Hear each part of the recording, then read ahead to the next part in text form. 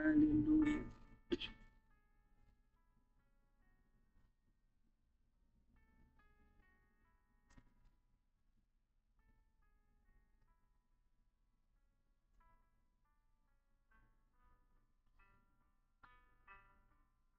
Je vais vous partager un sujet qui me porte vraiment à cœur. J'ai été sauvé en avril 2019.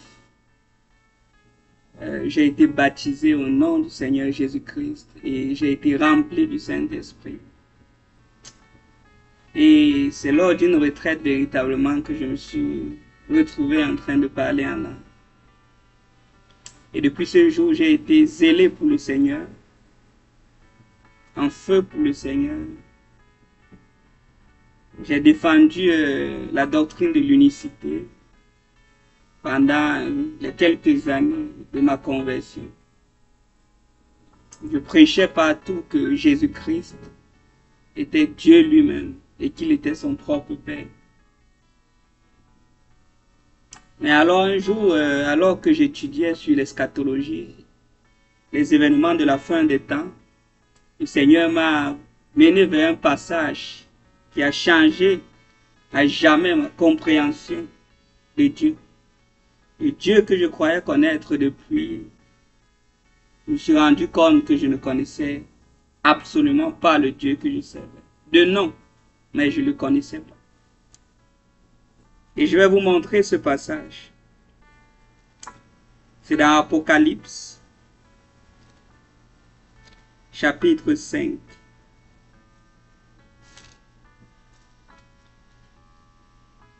La Bible dit, à partir du verset 1, « Puis je vis dans la main droite de celui qui était assis sur le trône, un livre écrit en dedans et en dehors, scellé de 7 sceaux. Et je vis un ange puissant qui criait d'une voix forte, qui est digne d'ouvrir le livre et d'en rompre les sceaux. Et personne dans le ciel, ni sur la terre, ni sous la terre, ne put ouvrir le livre, ni le regarder. Et je pleurais beaucoup de ce que personne ne fut trouvé digne d'ouvrir le livre, ni de le lire, ni de le regarder. Et l'un des vieillards me dit, ne pleure point. Voici, le lion de la tribu de Juda, le rejeton de David, a vaincu, pour ouvrir le livre et ses 7 sceaux. Et je vis au milieu du trône et des 4 êtres vivants, et au milieu des vieillards un agneau qui était là comme immolé. Il avait 7 cornes et 7 yeux, qui sont les 7 esprits de Dieu envoyés par toute la terre. Il vint et prit le livre de la main droite de celui qui était assis sur le trône. Juste ce passage a bouleversé mon existence parce que pour la première fois de ma vie, je pouvais voir que le Seigneur Jésus-Christ, que je croyais qu'il était assis sur le trône dans le ciel, s'est approché pour prendre le livre de la main droite de quelqu'un d'autre qui était assis sur le trône. Et là, ça a bouleversé ma croyance. Et là, j'ai commencé à me poser les questions. Mais qui est donc celui qui est assis sur le trône, si ce n'est pas Jésus-Christ? Et cette écriture a frappé mon esprit. C'est dans Jean 17, la prière que Jésus fait. Jésus va dire ceci. Jean 17, à partir du verset 1. Après avoir ainsi parlé, Jésus leva les yeux au ciel et dit, Père, l'heure est venue. Glorifie ton Fils, afin que ton Fils te glorifie, selon que tu lui as donné pouvoir sur toute chair, afin qu'il accorde la vie éternelle à tous ceux que tu lui as donnés. Or, la vie éternelle, c'est qu'ils te connaissent, toi le seul vrai Dieu, et celui que tu as envoyé, Jésus-Christ.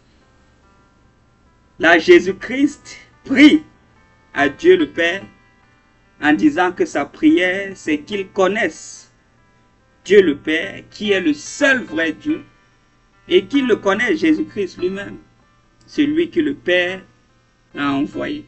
Et là, pour la première fois de toute ma conversion depuis que je suis chrétien, le voile s'est ouvert et j'ai vu qu'il y avait une distinction entre Dieu le Père et Jésus-Christ, qui n'était pas une même personne, mais qu'il y avait un qui est Dieu et qu'il y avait un autre qui était un homme. Car la Bible dit dans Jean 3, le verset 16, que Dieu a tant aimé le monde qu'il a donné son Fils unique, afin que quiconque croit en lui ne périsse point, mais qu'il ait la vie éternelle. Je ne comprenais pas cette écriture, je pensais que c'est Dieu qui s'est donné lui-même. Mais en réalité, Dieu a tant aimé le monde qu'il a donné son Fils. Son Fils qui était un homme, son Fils bien-aimé, afin qu'il meure pour nous. Cette nouvelle perception m'a bouleversé, car pour la première fois, j'ai vu Jésus-Christ, le Fils de Dieu, tel qu'il est effectivement. Et cela ne le diminue pas, cela le rend encore à mes yeux un heureux.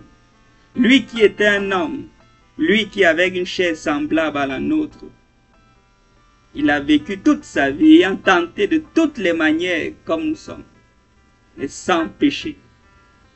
La Bible dit devenu d'autant supérieur aux anges qu'il a hérité un nom plus excellent que les autres. Jésus-Christ est notre héros. Jésus-Christ est mon grand frère. Il n'est pas mon Dieu. Et déjà, il n'a jamais réclamé dans les Écritures qu'il était mon Dieu et qu'il était Dieu lui-même. Or, il a toujours confessé qu'il est le Fils de Dieu. Un jour, il pose à ses disciples, que dites les gens que je suis? Nous sommes dans Matthieu 16.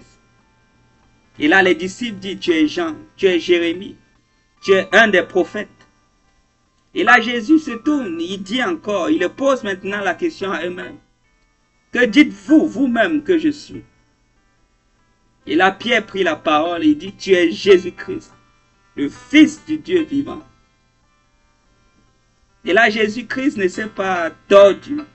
Il lui a répondu, tu es béni, Simon, fils de Jonas, car ce n'est pas la chair et le sang qui t'ont révélé cela, mais c'est mon Père qui est dans les cieux. Et moi, je te dis que tu es Pierre, et que sur cette pierre, sur cette révélation que tu viens de dire, que moi, Jésus, je suis le Fils de Dieu, je bâtirai mon église.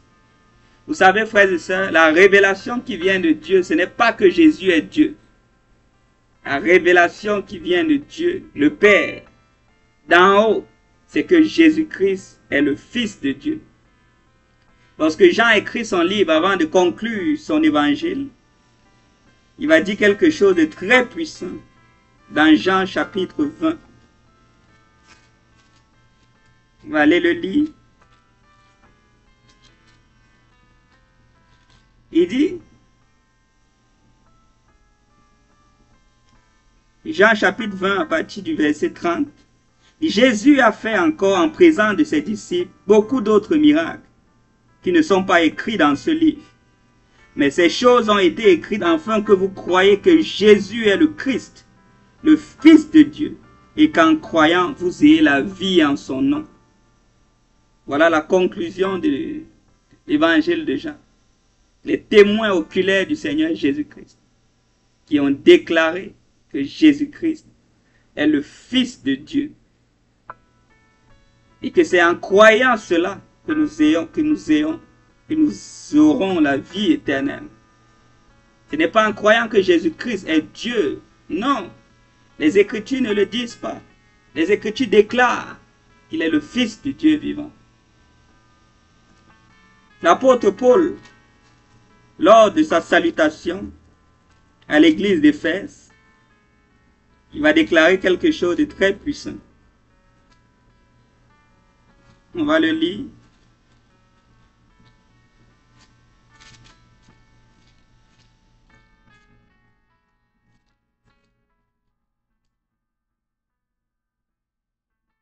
Dans Éphésiens, chapitre 1, le verset 3, Paul dit, béni soit Dieu, le Père de notre Seigneur Jésus-Christ, qui nous a bénis de toutes sortes de bénédictions spirituelles dans les lieux célestes en Christ. Paul dit, béni soit Dieu, le Père de notre Seigneur Jésus-Christ. Donc Jésus-Christ a un Père, et c'est son Père qui est notre Dieu. Il va plus loin dans le verset 17. verset 13, il va déclarer la même chose dans le verset 13, verset 17. Il dit, c'est pourquoi moi aussi, ayant entendu parler de votre foi au Seigneur Jésus et de votre charité pour tous les saints, je ne cesse de rendre grâce pour vous, faisant mention de vous dans mes prières, afin que le Dieu de notre Seigneur Jésus-Christ, le Père de gloire, vous donne un esprit de sagesse et de révélation dans sa connaissance. Alléluia. Afin que le Dieu de notre Seigneur Jésus-Christ. Jésus-Christ a un Dieu. Et son Dieu, c'est notre Dieu. Marie Magdala, après la résurrection, lorsqu'elle a vu le Seigneur Jésus-Christ, Jésus-Christ lui a envoyé faire une mission spéciale. Nous pouvons le lire, c'est dans Jean 17.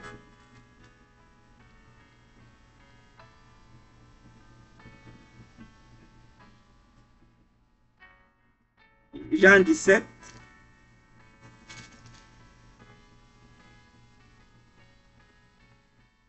Alléluia.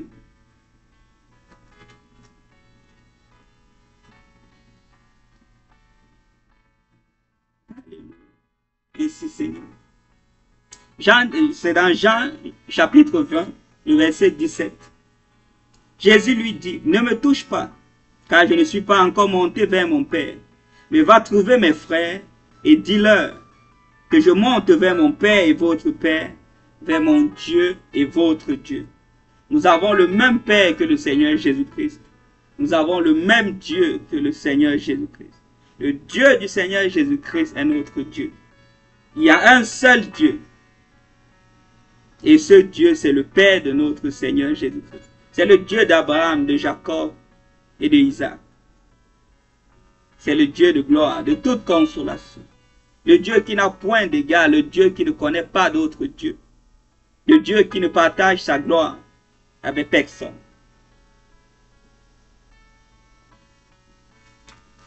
Alléluia. Lorsqu'on saisit cela véritablement, oh, comme nous sommes restaurés dans notre âme. 4 ans dans le noir, 4 ans dans l'ignorance, 4 ans que je croyais connaître Dieu. Mais il m'a fallu 4 années. Dans ma soif, le Seigneur m'a rencontré. Il m'a révélé quelle est son identité. Oh, la vie éternelle, c'est qu'il te connaisse. Toi, le seul vrai Dieu. Et Jésus-Christ que tu as envoyé. Jésus veut qu'on connaisse son Père. Son ministère était de nous présenter son Père.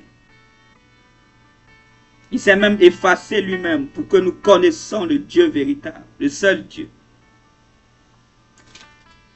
Alléluia. Dans 1 Corinthiens 8, le verset 6.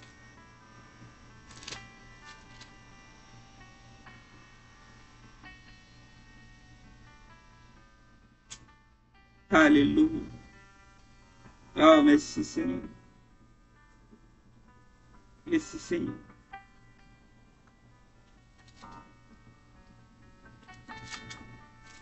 Alléluia. Alléluia. Paul dit ici pour certains, il y a plusieurs dieux. Paul dit néanmoins pour nous, nous savons qu'il y a un seul Dieu, qui est le Père de tous, et un seul Seigneur Jésus-Christ, en qui nous sommes. Nous croyons à un seul Dieu, il n'y a pas 3 dieux. La Trinité est un mensonge. L'unicité non plus telle que conçue par les oneness n'est pas aussi juste. Bien qu'il y ait un seul Dieu, ce Dieu n'est pas Jésus-Christ, mais c'est le Père de notre Seigneur Jésus-Christ. Jésus-Christ était un vrai homme.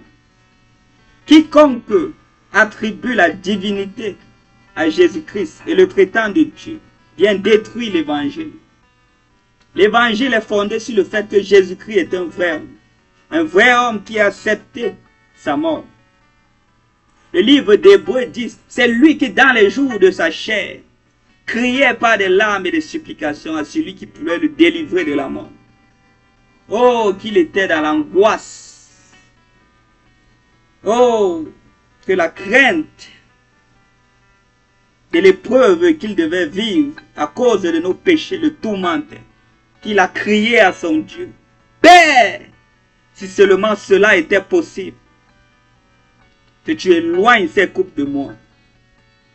Mais seulement que ta volonté soit faite et non la mienne. Mes amis, le péché est quelque chose de terrible. Si Dieu même n'a pas épargné son fils et qu'il l'a livré d'une mort si horrible, c'est parce qu'il n'y avait pas un autre moyen. Jésus a dit si seulement cela était possible. S'il y avait un autre moyen pour nous sauver du péché, Dieu l'aurait choisi pour son fils. Mais Jésus est mort de cette mort horrible afin de nous sauver de l'horreur de l'enfer. Oh Jésus, tu es mon héros. Tu es mon grand frère.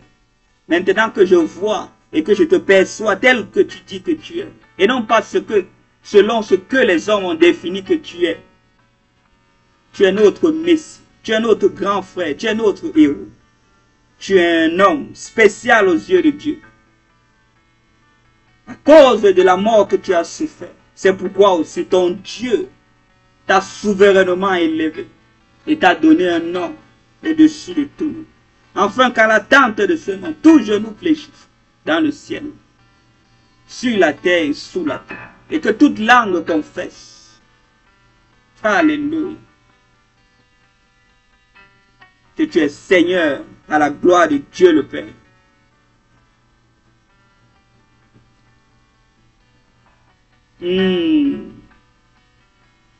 Lorsqu'on perçoit que Jésus-Christ est Dieu, on ne comprend pas l'œuvre de la croix. On ne comprend pas le sacrifice qu'il a fait. On ne comprend pas la souffrance dont il a souffert.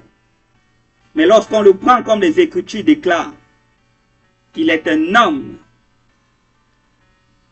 on peut apprécier l'œuvre de la croix, comprendre ce par quoi il est passé, comprendre le calvaire, combien c'était difficile, combien il a été tenté, combien il a souffert, combien il a bu cette coupe de douleur et de souffrance.